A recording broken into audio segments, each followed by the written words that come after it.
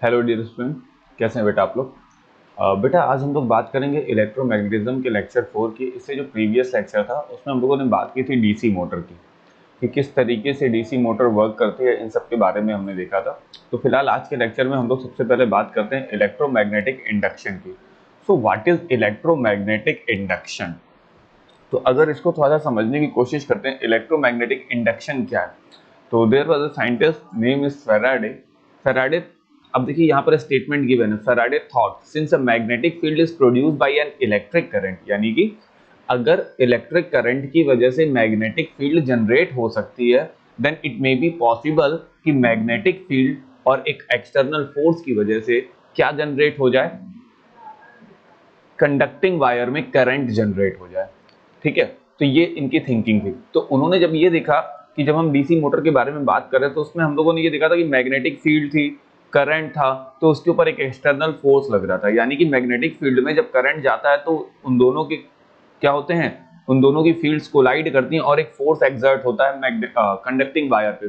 तो उन्होंने इसी थिंकिंग के अकॉर्डिंग इलेक्ट्रोमैग्नेटिक इंडक्शन पे काम किया और उन्होंने ये कहा कि अगर मैग्नेटिक फील्ड में कोई कंडक्टिंग वायर अगर मोशन कर रहा हो, ठीक है, तो इट मे बी पॉसिबल कि उस कंडक्टिंग वायर में करंट जनरेट हो जाए। तो उसी स्टेटमेंट को हम लोग यहाँ समझते हैं। देखिए क्या कह रहा है यहाँ पर, Faraday thought since a magnetic field is produced by an electric current, it should be possible to produce an electric current by the magnetic field. He performed a number of experiments and observed that whenever there is a change in the number of magnetic field lines linked with a conductor, अब देखिए क्या कह रहा है, there is a change in the number of the magnetic field lines linked with a conductor and electromotive force, that means EMF, is developed between the end of the conductor, यानी कि conductor के ends पर EMF आ रहा था, electromotive force आ रहा था, then it means यहाँ पर करंट आ रहा था, which क्या कह रहा है आगे देखिएगा, which last as long as there is a change in the number of the magnetic field of line, this phenomena is called the electromagnetic induction. अब देखिए यहाँ पर एक लाइन लिखी है, which last as long as there is a change in the number of coil, यानी कि sorry number of magnetic field, यानी कि यहाँ पर करंट तब तक बन रहा है जब तक कि मैग्नेटिक फील्ड कॉन्टिन्यूअस चेंज हो रही है। देन इट मीन्स टू से अगर मैग्नेटिक फील्ड ने चेंज करना, मतलब magnetic field of lines change करना छोड़ रही हैं तो करंट नहीं आ रहा है। जब तक उसमें करंट कब तक आ रहा है बेटा, जब तक मैग्नेटिक फील्ड ऑफ लाइंस के नंबर्स चेंज होते रह रहे हैं कंटिन्यू, यानी कि magnetic field of lines continue change हो रही है तभी करंट आ रहा है। आगे देखिए क्या कर रहा है, demonstration of the phenomena of the electromagnetic induction. अब इसको थोड़ा सा समझते हैं। देखिए आपने क्या किया, अब यहाँ पर थोड़ा सा समझिएगा। देखिए यहाँ पर जैसे दे रहा है, पेपर और वुडन सिलेंडर एक ले लिया गया है, एक सिंपल सी चीज है, एक सिलेंडर लिया गया है जो कि हॉलो है। अब इसके ऊपर हमने क्या कर दिया है, क्वाइल लगा दिया है, क्वाइलिंग कर दी है वायर की, या तो आप एक सिंपल वायर की क्वाइलिंग कर लीजिए, साथ में हमने गैल्वेनोमीटर इसमें अटैच कर दिया। व्हाट इज गैल्वेनोमीटर, अब आपको जी, ये एक मीटर है, डिवाइस है, that is called galvanometer. Galvanometer केवल ये चेक करता है कि कंडक्टिंग वायर में करंट है कि नहीं है, केवल ये करंट को चेक करता है, करंट के अमाउंट को नहीं चेक करता है बेटा, ठीक है। ये केवल ये चेक करेगा कि देयर इज अ करंट और नॉट, करंट है कि नहीं है। तो यानी कि हमने एक पूरा सोलेनॉइड का सिस्टम बना लिया। आप चाहें तो इट इज नॉट कंपलसरी कि आप कोई पेपर या वुड का सिलेंडर लें, इट इज नॉट कंपलसरी। अगर आपके पास नॉर्मल सोलेनॉइड भी बन जाता है, यानी कि आपको कुल मिला जुला के एक सोलेनॉइड बनाना है और वायर से कनेक्ट करना है गैल्वेनोमीटर को। अब आप क्या करते हैं, एक मैग्नेट ले लेते हैं, जैसे कि यहाँ मैग्नेट लिखा हुआ है, देख रहे हैं आप, ठीक है। ये स्टेशनरी मैग्नेट है, ये एक बार मैग्नेट है जो कि स्टेशनरी है, ये इसका नॉर्थ पोल है, ये इसका साउथ पोल है। यहाँ पर इसकी velocity 0, then it means to say stationary condition में भी, ठीक है। ये फिगर आया। अभी हम क्या करते हैं, इसमें साउथ पोल को अंदर की तरफ ले जाते हैं, सॉरी नॉर्थ पोल। अगर आपको नॉर्थ पोल दिखाई दे रहा है तो नॉर्थ पोल को अंदर की तरफ हम ले जाएंगे तो किस तरफ करंट इंड्यूस होगा इसको समझते हैं। देखिए जब नॉर्थ पोल अंदर की तरफ जाता है तो करंट की डायरेक्शन चूंकि आपको दिखाई दे रही है। अब समझिएगा यहाँ पर क्या हो रहा है ठीक है, जैसे ही नॉर्थ पोल अंदर की तरफ गया तो ये वायर था और ये था आपका गैल्वेनोमीटर। गैल्वेनोमीटर टिल्ट हुआ और जिस साइड से टिल्ट हो रहा है उस साइड से करंट फ्लो होती हुई हमको दिखाई दे रही है कि ये करंट ऐसे पीछे से ऊपर जा रही है और ये करते करते यहां से करंट वापस आ रही है, ठीक है। यानी कि करंट ऐसे जा रही है और इस तरीके से आ रही है, ठीक है। अभी ठीक है, जब ये अंदर जा रहा है, इट इज ये अंदर की तरफ जा रहा है तो ऐसा हो रहा है, लेकिन जब हम इसको अंदर की तरफ ले जाके रोक दे रहे हैं, ठीक है, जैसे अंदर गया, जब तक ये अंदर जा रहा है, जब तक इसके पास वेलोसिटी है, जब तक ये जा रहा है, मोशन कर रहा है, तब तक तो ये अपना करंट फ्लो कर रहा है। लेकिन जैसे ही इसको अंदर ले जाकर रोक देते हैं, मान लीजिए ये अंदर गया और रुक गया, ठीक है, अब आप इसको सोलेनॉइड के अंदर भी ले जा सकते हैं, कोई दिक्कत नहीं है। तो ये रुक गया, ठीक है, अब इसके में मोशन नहीं हो रहा है, फिर से इसमें मोशन नहीं हो रहा है। अगर फिर से मोशन नहीं हो रहा है तो फिर से देखेंगे तो ये गैल्वेनोमीटर क्या हो जाएगा, कुछ नहीं शो करेगा, यानी कि ये बताएगा कि there is a no current. क्यों? क्योंकि यहां पर जब इसकी वेलोसिटी रुक जाएगी बेटा, there is a no change in the magnetic field, so there is a no current. तो जब मैग्नेटिक फील्ड नहीं चेंज होगी तो यहाँ पर करंट नहीं होगा। यहाँ पर मैग्नेटिक फील्ड चेंज हो रही थी, करंट था। फिर हमने क्या किया, उस मैग्नेट को वापस बाहर की तरफ लिया। जैसे ही हम मैग्नेट को बाहर की तरफ लेते हैं, यानी कि पहले मोशन इस तरफ था, अब मोशन इस तरफ है, बाहर की तरफ लेते हैं, फिर से करंट जनरेट होता है। लेकिन इस बार करंट की डायरेक्शन क्या हो जाती है बेटा, अपोजिट हो जाती है। इस बार करंट की डायरेक्शन क्या हो जाती है बेटा, अपोजिट हो जाती है, ठीक है। सो दैट्स व्हाई यहां पर करंट की डायरेक्शन अपोजिट हो गई। तो ये तो बात हो गई बेटा नॉर्थ पोल की, जब हम नॉर्थ पोल को इंटर करते हैं और बाहर करते हैं। लेकिन अगर हमने मान लीजिए मैग्नेट को उल्टा कर दिया और साउथ पोल को इंटर करने की कोशिश की, तो साउथ पोल जब हम इंटर करेंगे तो मैग्नेटिक फील्ड कैसे आएगी, तो जब साउथ पोल इंटर करेंगे तो मैग्नेटिक फील्ड नॉर्थ के अपोजिट, इलेक्ट्रिक करंट नॉर्थ के अपोजिट डायरेक्शन से फ्लो होगा। जैसे जब नॉर्थ को हम अंदर कर रहे थे, ठीक है, जब हम नॉर्थ को अंदर कर रहे थे तो करंट इस तरीके से फ्लो हो रहा था, लेकिन जब हम साउथ को अंदर करेंगे तो करंट अपोजिट डायरेक्शन से फ्लो होगा, ठीक है। दैट मींस यहां पर एंटी क्लॉकवाइज हो रहा था और यहां पर क्लॉकवाइज डायरेक्शन में होगा, ठीक है। तो जब साउथ पोल इंटर करता है तो करंट की डायरेक्शन अपोजिट हो जाती है नॉर्थ पोल के इंटर करने वाली डायरेक्शन से। अब यहीं पर जब इसको बाहर करेंगे, मान लीजिए अब ये नॉर्थ साउथ ये है, जब इसको बाहर करेंगे तो यहीं पर करंट की डायरेक्शन भी अपोजिट हो जाएगी। देन इट मींस टू से साउथ पोल को अंदर करने की डायरेक्शन और बाहर निकालने की डायरेक्शन, ये ठीक है। अगर मैं साउथ पोल को अंटर कर रहा हूं और नॉर्थ पोल से बाहर निकालने की कोशिश कर रहा हूं तो दोनों सेम डायरेक्शन में आएंगी और बाकी ये दोनों सेम डायरेक्शन में आएंगे। Is that clear? तो बेटा ये चीज हमेशा दिमाग में रखिएगा कि अगर आप जिस पोल से इंटर कर रहे हैं उस पोल के अकॉर्डिंग मैग्नेटिक फील्ड, ठीक है, चेंज होती है और उसी के अकॉर्डिंग कंडक्टिंग वायर में करंट की डायरेक्शन भी चेंज होगी, ठीक है। अब इसका कंक्लूजन फैराडे ने क्या निकाला, तो क्या रहा, from the above observation Faraday made the following three conclusion. पहला, a current flow in the coil only when there is a relative motion between the coil and the magnet. जब तक motion हो रहा है तभी करंट है, उसके बाद नहीं है। The direction of the current is reversed in the direction of the motion, यानी कि पोलैरिटी, जैसे ही मैग्नेट की पोलैरिटी चेंज होगी, जैसे ही मैग्नेट के मोशन का डायरेक्शन चेंज होगा, वैसे ही करंट की डायरेक्शन भी चेंज होगी, ठीक है। तो यहां पे कह रहा है magnet is reverse, the current in the coil is increase. Coil में करंट इंक्रीज किया जा सकता है। कैसे इंक्रीज किया जा सकता है? By the rapid motion of the magnet. Magnet का मोशन ज्यादा तेज कर दो, करंट इंक्रीज हो जाएगा। स्ट्रॉन्ग मैग्नेट यूज कर लो, करंट इंक्रीज हो जाएगा, क्योंकि स्ट्रॉन्ग मैग्नेट की जो इन्फ्लुएंस फील्ड होगी बेटा वो ज्यादा बड़ी होगी, दैट्स व्हाई वो ज्यादा करंट को फ्लो करेगा। by increasing the area of the cross section of coil and by increasing the number of turn in the coil. अब आपका जो सोलेनॉइड है उसका क्रॉस सेक्शन एरिया बड़ा कर लीजिए और नंबर ऑफ टर्न्स बड़ा कर लीजिए। इससे भी आपको क्या मिलेगा कि आपका करंट का अमाउंट जो कि इंड्यूस हो रहा है, जनरेट हो रहा है, वो बढ़ जाएगा, ठीक है। तो इसी को कहते हैं बेसिकली हम इसी को कहते हैं इलेक्ट्रोमैग्नेटिक इंडक्शन। आगे देखिए, अब यहाँ पर कह रहा है इलेक्ट्रोमैग्नेटिक इंडक्शन क्या है। So the electromagnetic induction is the phenomena in which an EMF is induced in the coil if there is a change in the magnetic flux linked with the coil.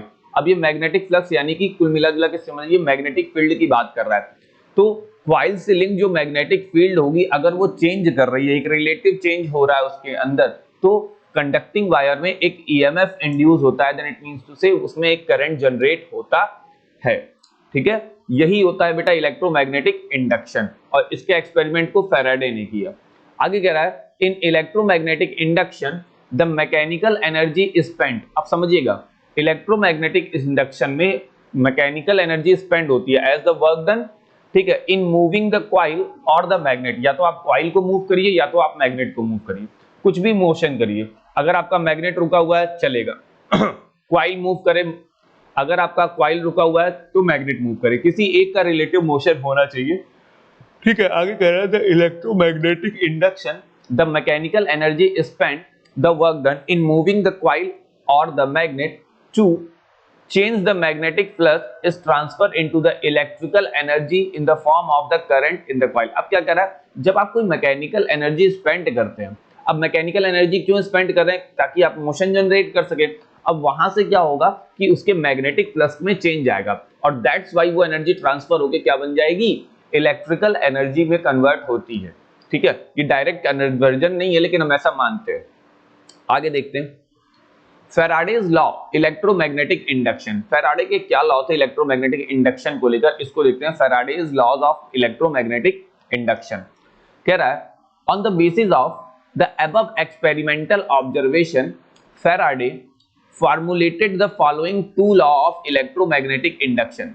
तो ऊपर जो भी experiment हुए उसके according Faraday ने basic दो law दिए थे। पहला लॉ क्या था, whenever there is a change in magnetic flux linked with a coil and EMF is induced, the EMF induced lasts so long there is a change in magnetic flux linked with the coil। अब इसका मतलब ये हुआ कि अगर magnetic flux में change आता है और मैग्नेटिक फ्लक्स किसी कॉइल से कनेक्टेड है तो उस कॉइल में ईएमएफ इंड्यूस होगा। ठीक है, लेकिन ये ईएमएफ तभी तक इंड्यूस होता है जब तक कि मैग्नेटिक फ्लक्स में कंटिन्यू चेंज आते रह रहे हैं, यानी कि वहां पर मैग्नेट का एक रिलेटिव मोशन हो रहा है, तभी तक कंडक्टिंग वायर में करंट आएगा, अदरवाइज नहीं आएगा।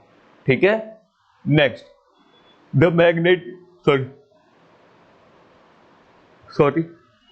the magnitude of the EMF induced is directly proportional to the rate of change of the magnetic flux।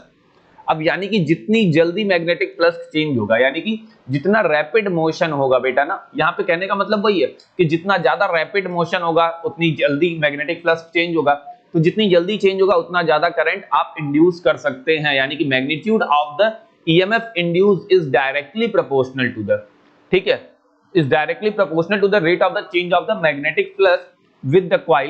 if magnetic flux changes at a constant rate a steady EMF is produced। अगर magnetic flux constant rate के साथ change हो रहा है तो obvious सी बात है उसमें भी एक steady EMF प्रोड्यूस होगा। ओके, तो ये कुछ फैराडे के लॉ थे। ठीक है, ये बेसिक दो लॉ उन्होंने अपने एक्सपेरिमेंट के अकॉर्डिंग क्या किया, स्टेट किया। आगे factor affecting the magnitude of the induced EMF। अब ये जो EMF होता है बेटा, ये जो कॉइल में EMF जनरेट होते हैं, इनको हम किस तरीके से इफेक्ट कर सकते हैं या फिर कौन कौन से फैक्टर है जिन पे ये इफेक्ट होते हैं। तो वही कह रहा है factor affecting the magnitude of the induced EMF। पहला, अब देखिए पॉइंट्स इसमें ध्यान दीजिएगा, कह रहा है the magnitude of EMF induced in a coil is equal to the product of the rate of change of magnetic flux linked with each turn of the coil and the number of turn in the coil। अब देखिए दो basic चीजें यहां पे देखिएगा, पहला चीज magnetic flux के चेंज का रेट, दूसरा नंबर ऑफ कॉइल, जो नंबर ऑफ टर्न्स है उन पर भी डिपेंड करता है। तो induced EMF is equal to, देखिए क्या है, induced EMF is equal to the change in the magnetic flux of each turn, जो चेंज आ रहा है, into number of turn in the coil by time in which the magnetic flux change। तो अब ये देखिए चेंज, अब इसको थोड़ा सा समझिएगा यहाँ कहना क्या चाह रहा है। तो अगर मैं चेंज की बात करूं, चेंज इन मैग्नेटिक फ्लक्स,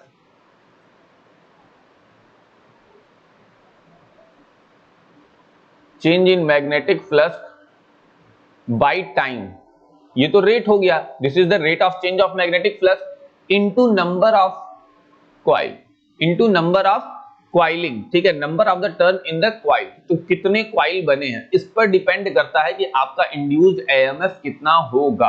तो वही कह रहा है द मैग्नीट्यूड, ध्यान दीजिएगा, the magnitude of the EMF induced in a coil is equal to the product of the rate of change of magnetic flux, this is the rate of change of magnetic flux, ठीक है, into linked with the each turn. अब देखो into यानी कि into हो गया linked with the each turn of the coil and the number of turn in the coil. तो इसके प्रोडक्ट के अकॉर्डिंग होता है हमारा इंड्यूस्ड EMF। ठीक है बेटा, तो इसको थोड़ा सा केयर करिएगा। So the induced EMF is equal to the change rate of change in the magnetic flux into number of turn in the coil. अब change of rate in the magnetic flux का मतलब ये हो गया change in magnetic flux by time in which the magnetic flux changes.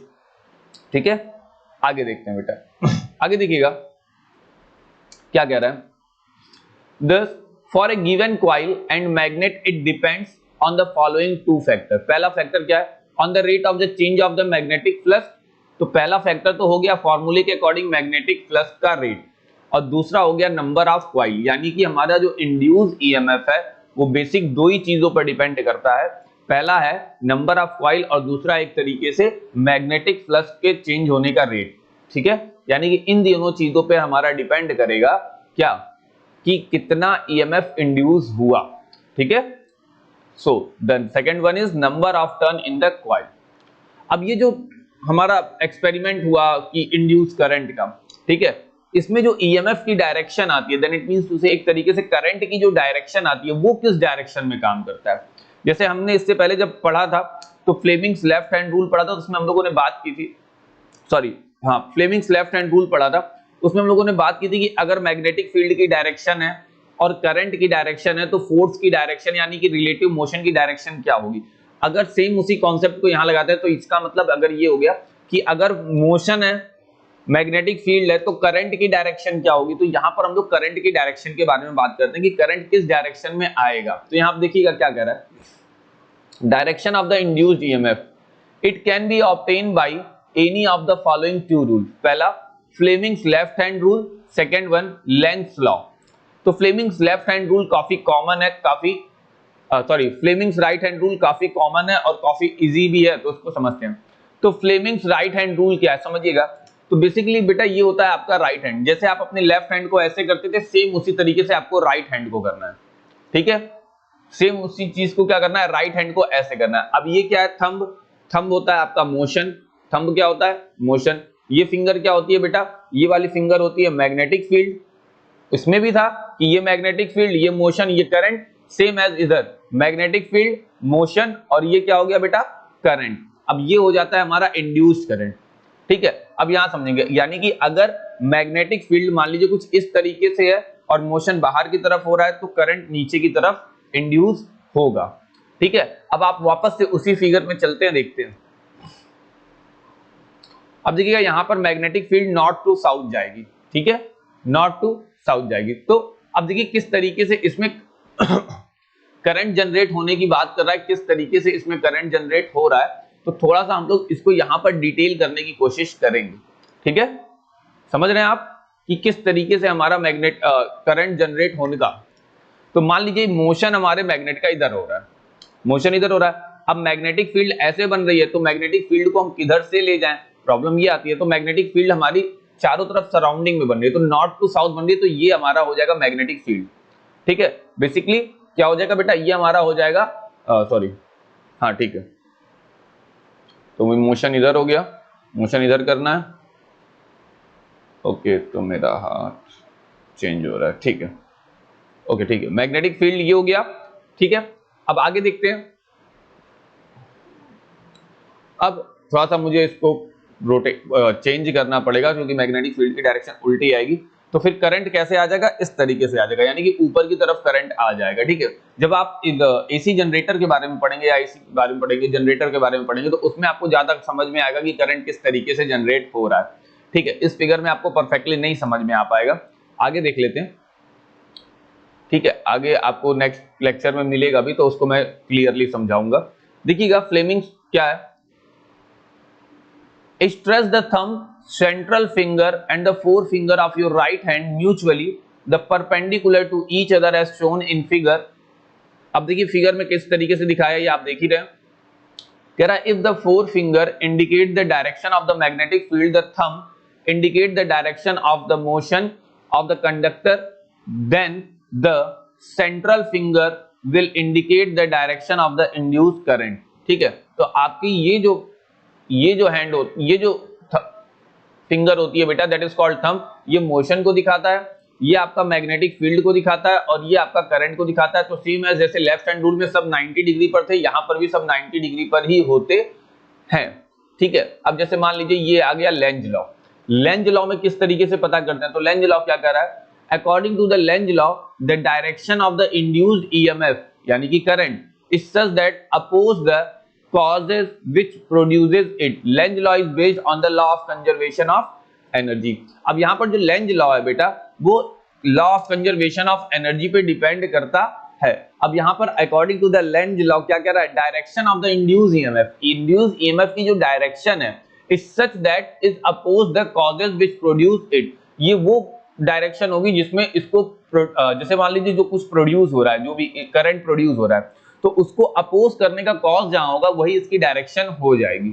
तो अभी ये थोड़ा सा अंडरस्टैंडेबल आपके लिए इजी नहीं होगा, तो इसको मैं बाद में डिफाइन कर दूंगा। पहले आप समझ लीजिए कि किस तरीके से आप डायरेक्शन की बात करते हैं, तो समझिएगा।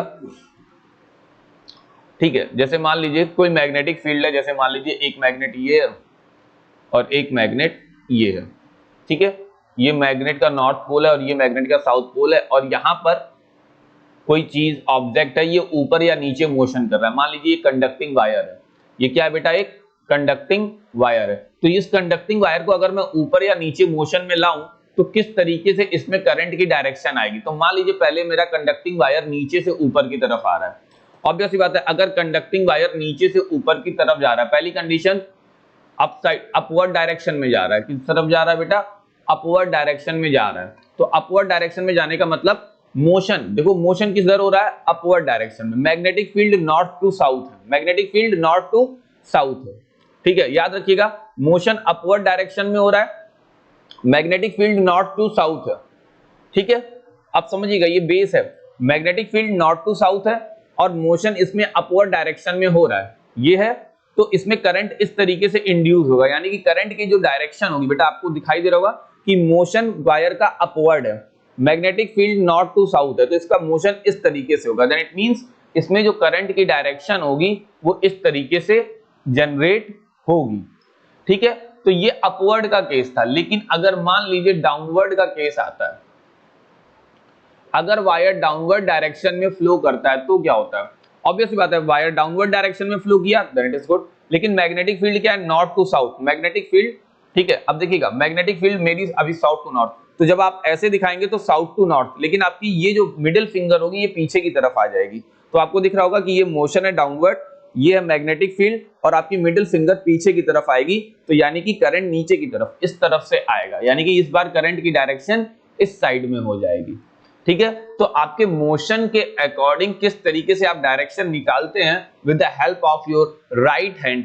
ठीक है, तो इससे बहुत इजी हो जाता है बेटा कि आप किस तरीके से इसको कैलकुलेट करते हैं। तो इसी तरीके का कॉन्सेप्ट हमारा यूज होता है जनरेटर में। तो जनरेटर में हम लोग इस तरीके को चेक कर लेते हैं कि किस तरीके से हमारी जो करंट की डायरेक्शन होगी वो किस तरीके से होती है।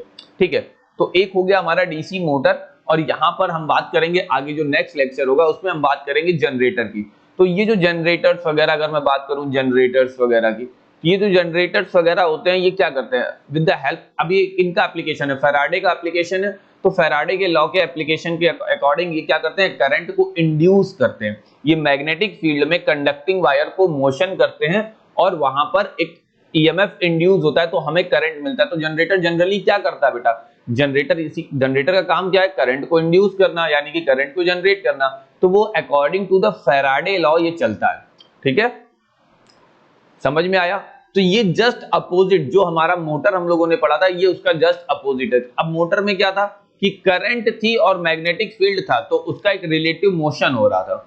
लेकिन फैराडे ने यही थिंकिंग की कि किसी कंडक्टिंग वायर में एक रिलेटिव मोशन को रखा और ये सोचा कि अगर मैग्नेटिक फील्ड में मोशन को किया जाए तो क्या करंट जनरेट होगा।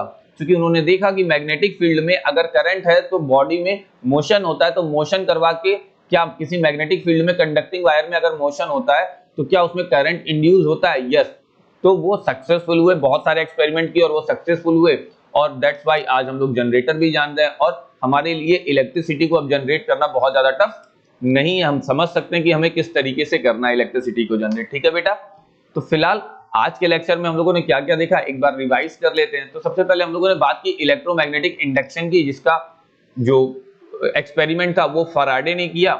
उन्होंने यही थिंकिंग की थी कि अगर किसी मान लीजिए किसी मैग्नेटिक फील्ड में किसी कंडक्टिंग वायर में रिलेटिव मोशन हो रहा है तो क्या वहां पर करंट इंड्यूस होगा कि नहीं होगा। तो इसको लेकर उन्होंने बहुत सारे एक्सपेरिमेंट किए और उन्होंने देखा फाइनली ये किया। ठीक है, तो इसका मतलब उसमें करंट फ्लो हुआ। अब इन्होंने कुछ कंक्लूजन निकाले कि इसमें जो करंट फ्लो हो रहा है उसकी अमाउंट को इंक्रीज किया जा सकता है, उसके मैग्नीट्यूड को इंक्रीज किया जा सकता है। कैसे इंक्रीज किया जा सकता है? आप आपकी जो कॉइलिंग है उसको बड़ा कर लीजिए, क्रॉस सेक्शन एरिया इंक्रीज कर लीजिए, आप एक स्ट्रॉन्ग मैग्नेट ले लीजिए, ठीक है। साथ ही साथ उन्होंने ये भी कहा कि अगर पोलैरिटी चेंज होती है, अगर मोशन की डायरेक्शन चेंज होती है या मैग्नेट की पोलैरिटी चेंज होती है तो करंट की डायरेक्शन पर इफेक्ट पड़ता है, यानी कि वो भी चेंज होगी, ठीक है। और एक रिलेटिव मोशन के साथ होता है। तो बेसिकली इलेक्ट्रोमैग्नेटिक इंडक्शन की अगर बात करें तो इलेक्ट्रोमैग्नेटिक इंडक्शन क्या है? So the electromagnetic induction is the phenomena in which N EMF is induced, यानी कि इलेक्ट्रोमैग्नेटिक इंडक्शन एक ऐसा फेनोमेना है जिसमें कि एक ईएमएफ इंड्यूस होता है in the coil if there is a change in the magnetic flux linked with the coil, ठीक है बेटा। तो ये होता है हमारा इलेक्ट्रोमैग्नेटिक इंडक्शन। तो इसी के अकॉर्डिंग फैराडे लॉ ने कुछ इलेक्ट्रोमैग्नेटिक इंडक्शन दिया। इसको फाइंड करने के लिए हमारे पास रूल थे, that is called Fleming's left hand rule. अब याद रखना, फ्लेमिंग का जो राइट हैंड रूल है वो किस पर्पस से है और लेफ्ट हैंड रूल है वो किस पर्पस से, हमें हमेशा दिमाग में रखना होगा। Is that clear? ओके बेटा, चलो फिलहाल आज के लेक्चर में इतना ही, फिर मिलते हैं हम लोग नेक्स्ट लेक्चर में। नेक्स्ट लेक्चर में हम लोग एसी के बारे में देखेंगे, ठीक है। ओके बेटा, बाय बाय।